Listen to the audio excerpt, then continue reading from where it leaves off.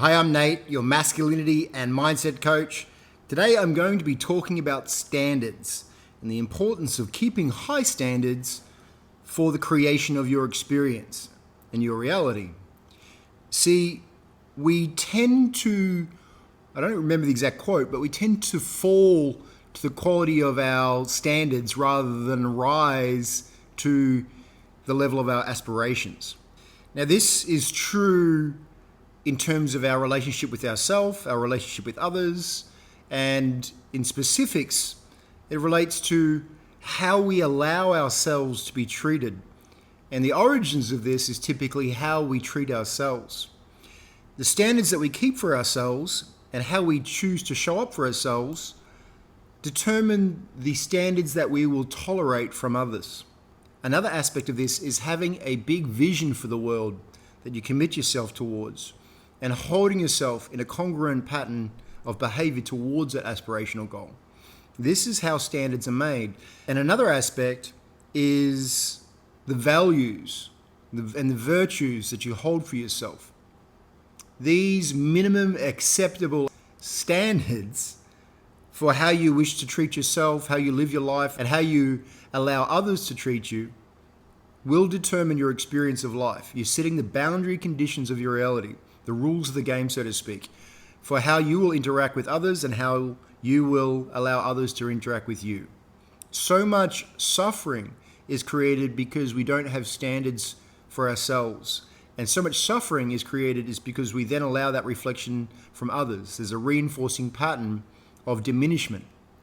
And you will often see men in a relationship that do not have high standards for themselves tolerate bad treatment, disrespect, dishonor from others, both their wife, their children perhaps, or even other people in their community. When this happens, there's a demoralization, there's a humiliation that takes place if a man allows it to happen. See, a high value man will never allow it to happen. He'll stand up at the first sign of disrespect and dishonor. Now, what I've come to become aware of in my own life was that I didn't really fully aware of what dishonor was or disrespect was, and so I tolerated a lot more of it than I should have. And the second thing is, at some level, I feared loss, which caused me to tolerate behaviors that were unacceptable. It was only when I experienced the separation and the breakup and the loss that I was fearing that I then realized that I would survive beyond it and that I would begin to hold a higher standard for myself in that area. Standards have to be enforced to be established, meaning you have to hold yourself in the behaviors that are congruent with the standards that you've set. And at the same time, you need to hold others in the awareness of the standards that you've set in how you wish to be treated. Now, this isn't about controlling others. It's more about the rules of engagement. It's like the rules of entry into a bar or a nightclub. You will establish a certain dress standard, behavioral standard that brings about order, well-being, and harmony for everyone involved. Now, if you allow behaviors into your establishment that are destructive, you'll begin to invite more and more people that are aligned with that disruptive or destructive behavior. And it's important that you have the security, the willingness to stand up and say this behavior is not acceptable in this environment. That's how you develop masculine frame. And you'll do so when you no longer fear rejection, when you no longer fear loss, when you no longer fear someone coming after you with some sort of slander. Because often it's these moments that become empowering for you when you're willing to stand for yourself. It's like the bully in the schoolyard. The moment you stand for yourself is the moment that often the bullying ends. Until you're willing to hold yourself in this higher standard of, ability physically and in your abilities to defend yourself, then you will change the behavior. If you're not willing to do the work to protect yourself, if you're someone who is of a weaker frame or doesn't have the abilities to defend themselves, that's just an area that you need to work on. It's an area that you need to begin to build yourself up as. Become a more dominant, physical, man that can defend himself and defend others. And so this is about standards you set for yourself. When you set consistent high standards across the board for each aspect of your life, physically, emotionally, spiritually, mentally, you will start to see the world conforms to those standards. And so if you're tolerating poor standards from yourself, just prepare that you'll have to endure the consequences of that. If your standard for the way you use your time is engaging in porn, is distractions, is comfort-seeking behaviors, then you will create a lot of suffering for yourself. If you begin to hold yourself to a certain standard of your physical well-being, such that you go to the gym, 10 times a week. If it's a financial standard, such that you will ensure that you always have a minimum bank account balance, that you will have a standard of what you expect to be paid for your level of professionalism, and you work to improve yourself to achieve that.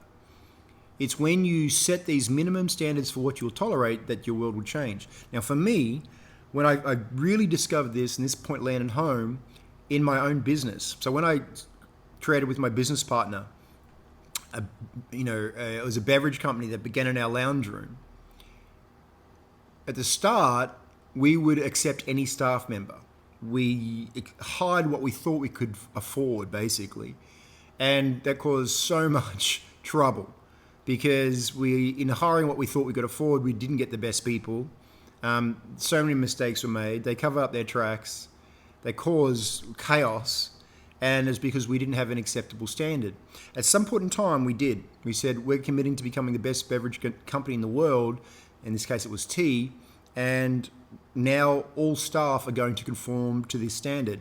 And we went from, having a full team to the longest standing staff member was only 3 months with us. And we're at that stage, I think we're a 7-year-old company. And we got rid of our tea supplier. We got rid of we were also selling drinking chocolate at the time. We got rid of our blender, and we committed to working with the best in the industry. That was the standard now because we were committed to becoming the best in the industry for what we did. So all of our service providers along the line also had to conform to being the best in the industry. Once we made that shift, our business grew dramatically.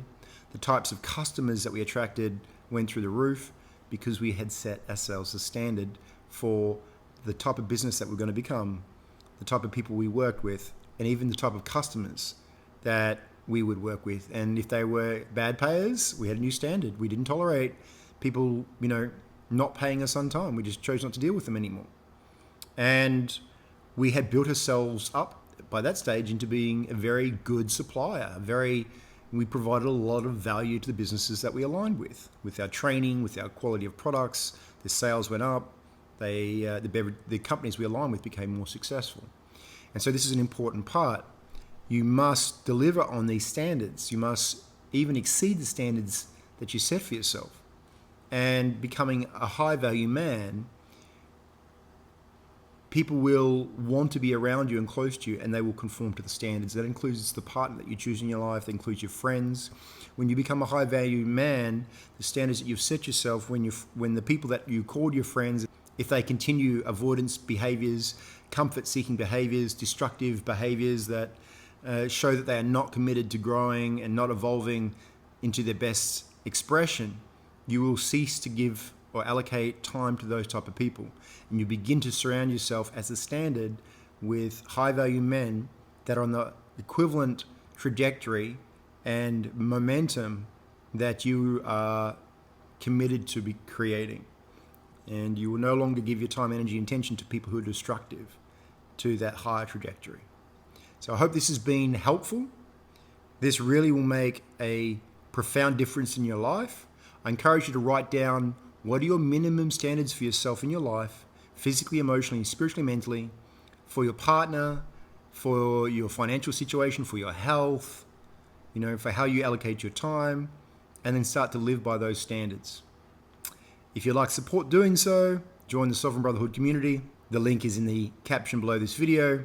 And I'm also here to support you to rise up and to become a man of high standards, a man who holds himself to those standards, and a man who excels in life. Thank you for watching this video, and I look forward to seeing you in the next video.